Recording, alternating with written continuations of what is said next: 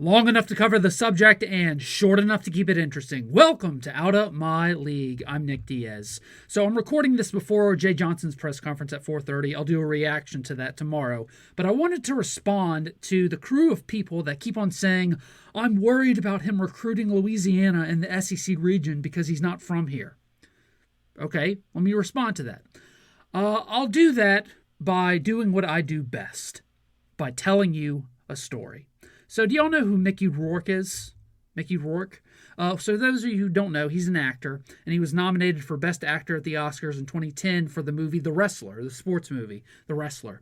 He was in Sin City, 2005-ish. He was in Once Upon a Time in Mexico. He was the bad guy in Iron Man 2 for all you superhero people out there. He played one of the corrupt lawyers in Man on Fire that was trying to catch Denzel Washington. And for the older listeners, he was really popular in the 80s, but most popular for playing Boogie in the 1980s comedy Diner. For the younger people, go see it. You'll be glad I recommended it to you. So Mickey Rourke, he's one of the greatest actors of his generation. Well, Mickey Rourke went on a show called Inside the Actor Studio. And it's basically, Inside the Actor Studio is a TV program where these famous actors go to this acting school called the Actor Studio. It's in New York City, and now they have one in Los Angeles. And these famous actors are interviewed at the school's playhouse, and damn near every famous actor you know of has probably been there, and you can probably look up the interviews themselves. And they basically just do an in-depth biography of their life, their childhood. And then at the end, they give advice on how to be an actor to the students who are there. It's adorable. But Mickey Rourke went on this show. And he was asked about his childhood and the age-old question, well, what were you like in high school? And this is what Mickey had to say. What high school did you go to? I went to Miami Beach Senior High School. Were you involved in high school sports? Yeah. Which one, baseball team? Yeah. How'd you do? I did okay until I ran into a coach that I didn't get along with. Would that be Skip Bertman? Mm-hmm. He had this thing where he liked to play small ball, hit and run, and yeah. He had all these signals that were like, right. And I'd look at him and he'd go, just hit the ball. Mickey Rourke, one of the greatest actors of his generation, an Oscar nominated, and for being honest, should have won an Oscar, played baseball for Skip Bertman at Miami Beach Senior High in the 1970s. Now, not to sound morbid, but I hope I get a chance to ask Skip if he has any Mickey Rourke stories from back in his Miami Beach days and put it on live radio and record it on a podcast before Skip passes away. I want to ask him that question before Skip passes away, or get somebody I know like Ronnie Rance to ask him that question, please. But that's not the point of the story. The point of the story is this.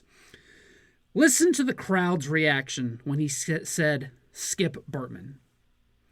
The interview was being held in Los Angeles, and the school's teachers and students there also in New York City, where it's usually held.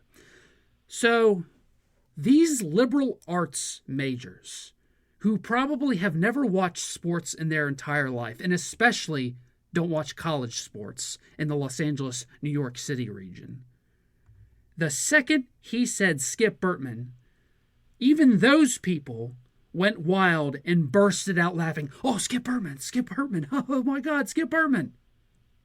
Those people knew who Skip Bertman was. So if you're concerned whether or not this California guy, Jay Johnson, wearing that interlocking LSU baseball logo on his chest, will be able to recruit Louisiana baseball players, you need not be. You need not be worried. And here's hoping JJ will get that done. Okay, I'll react to the College World Series news with NC State. So this is not a vaccination podcast. If you're looking for a vaccination pod, you've come to the wrong place. I really don't care. But I'm going to repeat something I said on Friday's podcast, which is this. The old saying, if it's everyone's job, it never gets done. If it's someone's job, it'll probably get done. See what I mean?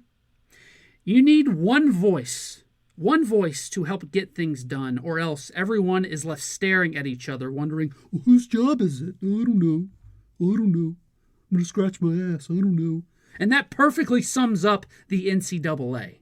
This is not, well, if Vandy or Mississippi State or Texas got COVID, then I bet they wouldn't have gotten canceled. NC State is just not a brand name, so they wouldn't have put in a lot of money. Okay, I'm not going to put on my tinfoil hat and turn into conspiracy theory Nick Diaz. No conspiracy theory Nick here.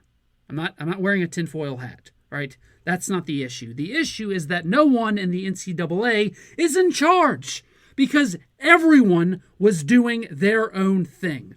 One person said, hey, let's dump the news at 1 o'clock and let's rush it really quick before we think about things. And then you had another person say, hey, let's congratulate Vandy on social media the next day without checking with anyone else. The problem is that nobody is a leader and nobody bothered to say, let's postpone our most important event outside of March Madness and ruin it.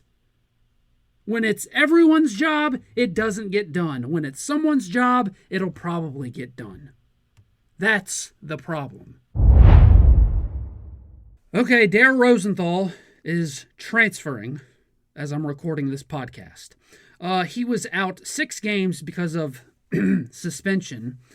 And I'm not going to lie, even though Cam Wired did a great job and can be a very capable starting left tackle in the SEC, which he can. Yeah, this hurts your depth on the offensive line if you're LSU. It does. Why is he transferring? The weed! He loves to smoke weed all the livelong day. Now, the one thing LSU and great leaders like Scott Woodward, one thing that they will never be able to overcome is an outdated culture from their superiors. You see those other schools around the SEC? You see their drug policy? Looks mighty different from LSU's. Whatever it takes to win. Drink alcohol, take addictive pills, but don't you ever smoke weed. Why? Because there are old rules that we've had here and no leader at LSU has bothered to change it, so we'll just keep doing it that way. You see that over there in Georgia or Alabama or Auburn? What about Tennessee? What about Florida? You see it over there? Because whatever it takes to win. Whatever it takes to win. You don't have that at LSU. At least in all the right ways. And lately we've seen they've done that in all the wrong ways, especially under Joe Oliva and Les Miles. But whatever it takes to win, nope. And that starts with LSU compliance changing their damn rules. And I'll be honest. I'm not a pot smoker. Don't care to. Yeah, just not my thing. Yeah. So for me to say, change the damn rules, it doesn't matter. Just change the rules. Thanks for listening to Out of My League. If you like what you heard, be sure to like, share, and subscribe, or follow me on Twitter and Facebook in the description link below.